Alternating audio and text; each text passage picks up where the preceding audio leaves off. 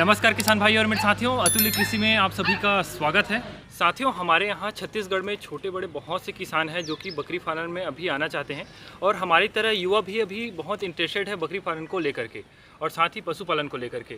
तो हमारे छत्तीसगढ़ सरकार के द्वारा एक योजना चलाई जा रही है जिसके अंतर्गत जो है वह हमें सब्सिडी प्रदान की जाएगी बकरी पालन को लेकर के। तो उनके लिए काफ़ी बड़ा अवसर है, तो उसके बारे में आज हम लोग बात करने वाले हैं।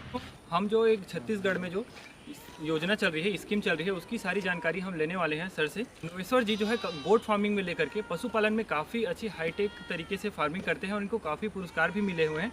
तो इनसे हम सारी जानकारी आज लेने वाले हैं कि लोन क्या है और इसमें किस तरह से किसान भाई उसके फ़ायदा ले सकते हैं सब्सिडी का, उसके बारे में बात करेंगे और इसके लिए आवेदन कहाँ करना होगा किसान भाइयों को, उन सब चीज़ों के बारे में पूरी बात करने वाले हैं। तो सर, मैं सबसे पहले आपका स्वागत करता हूँ हमारे यूट्यूब चैनल में। नमस्कार जी सर, मैं आपसे रिक्वेस्ट करूंगा कि हमारे सामने किसान को छोटा सा परिचय दे देंगे।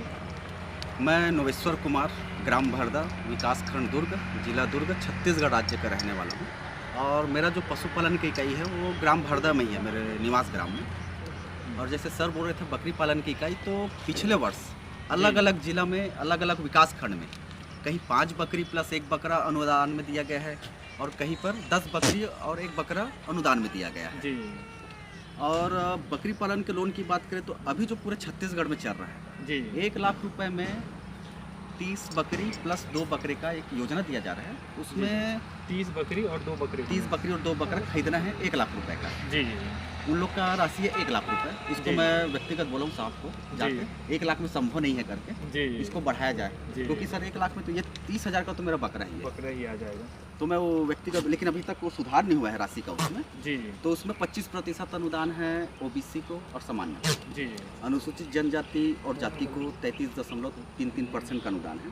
जी और जैसे हम ये तो लोन का बात हुआ, जी अब हम केसीसी के में आते हैं। जैसे अभी तक ये बहुत अच्छी बात है शासन का कि धान के साथ साथ हम लोगों को अब पशुपालन के लिए भी केसीसी दिया जा रहा है। जी। ये मेरा कुक्कुट पालन है, ये जी। सामने जो दिख रहा है, ये पीछे मछली है, जी। ये बकरी है, गाय भी आप देखे हो। जी जी तो बकरी के लिए भी एक अनुदान है, वो केसीसी है। केसीसी वो केसीसी हमको बकरी खरीदने के लिए नहीं दिया जाता। जी कुछ किसान ये भ्रम हो जाते हैं कि हमको बकरी खरीदने के लिए दिया जी जाता है। सर। तो बकरी खरीदने के लिए नहीं, जिसके पास बकरी है उसके संचालन के लिए दिया जा रहा है। संचालन बोले तो खाना पिलाना जी है ना, जो हम इसमें एक मतलब लेबर के रूप में जो खर्चा कर रहे हैं, जो बिजली बिल दे रहे हैं, उसके जी। संचालन के लिए हमें प्रति बकरी का तो मुझे नहीं पता कितना दिया जाता है, लेकिन 2 लाख रुपए तक 1% ब्याज जी और 2 लाख से 3 लाख लेते हैं तो वो जी। 3% ब्याज।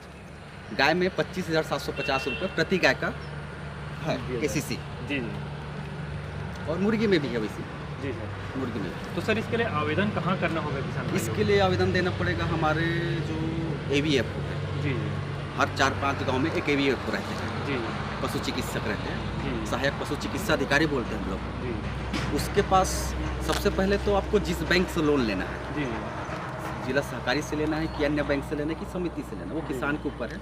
वहाँ से वो फॉर्म लाए सर, कहीं सूट कर और वो फॉर्म को भर कर उसको सहायक पशु चिकित्सा अधिकारी के पास जमा करें। वो अप्रूवल करेंगे आपके पास वास्तव में बकरी आप पाले हो कि नहीं पाले हो। जी जी जब वो बकरी आप पाले हो तो उतनी बकरी आप संख्या दो वो है कि नहीं, उसके हिसाब से वो फिर आपको फॉर्म सत्यापित करके आपको वापस कर देंगे।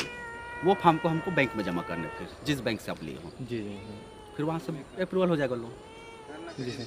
तो इसमें सर जो छोटे बड़े किसान हैं जो फ़ायदा लेना चाहते हैं, हाँ, सबको मिलेगा सर। जी। इसमें सबसे अच्छी बात यह है कि इसमें कोई क्राइटेरिया निर्धारित नहीं किया गया है। आप कौन हो, कैसे हो, आपके पास कितनी ज़मीन है, शासन को इससे मतलब आपके पास पशुधन है कि नहीं है।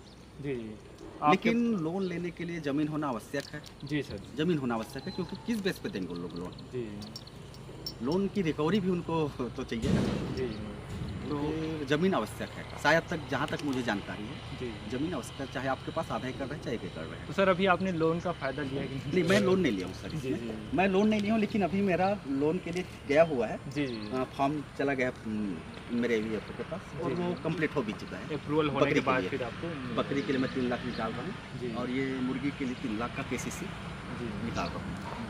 तो सर, वही है कि हमारे पास बहुत से सवाल आ रहे थे जी। और बहुत से किसान भाई हैं जो युवा भी हैं जो काफ़ी इंटरेस्टेड है बकरी फार्मिंग और मुर्गी फार्मिंग को लेकर के जी। खास। तो उनके लिए ये जो है वो काफ़ी फ़ायदेमंद होने वाला है। सर मैं आपसे रिक्वेस्ट करूंगा हमारे सामने किसान भाइयों को आप बकरी पालन को लेकर के और ऐसी गवर्नमेंट जो है स्कीम चलाती रहती है अलग अलग, उसके बारे में कुछ कहना चाहें तो आप बिल्कुल कह सकते हैं सामने किसान भाइयों से। बकरी पालन तो एक बहुत अच्छा ही व्यवसाय लगा, क्योंकि मैं वर्ष 2016 से कर रहा हूँ। जी डेयरी से चालू स्टार्ट हुआ था, और बकरी पालन अभी मेरे को 2020 से चालू हुआ है। जी नवंबर 2020 माने 2021 ही समझो। जी जी 21 और ये 22 अभी 4 एक साल ही हुआ है, एक सवा साल। जी और ये काफ़ी अच्छा लगा है। और मैं 36 बकरी लाया था वहाँ से। जी जी 36 बकरी लाया था, और आज आप संख्या देखो लगभग ये 68 के आसपास है, 68 के। जी और मैं लगभग 3.5 से 4 लाख का बीच का माल मैं बेच चुका हूँ। जी एक साल में ही मेरा मुद्दल आ गया है, और ये मेरा प्रॉफिट है। जी जी और मैं यही कहना चाहूँगा कि शासन द्वारा बकरी पालन के साथ साथ पशुपालन जो है, जी पशुपालन में विभिन्न योजनाएं हैं। जैसे गाय पालन में है, जो गाय पाल रहे हो किसान के लिए भी KCC है, और जो बकरी पाल रहे हो उसके लिए भी KCC है, और मछली और मुर्गी चारों के लिए KCC दिया जा रहा है। उनको दे रहा है भूसा खिलाने के लिए, दाना खिलाने के लिए, और जो इसके लिए जो सहायक वो रखा है उसके पेमेंट के लिए। नमस्कार।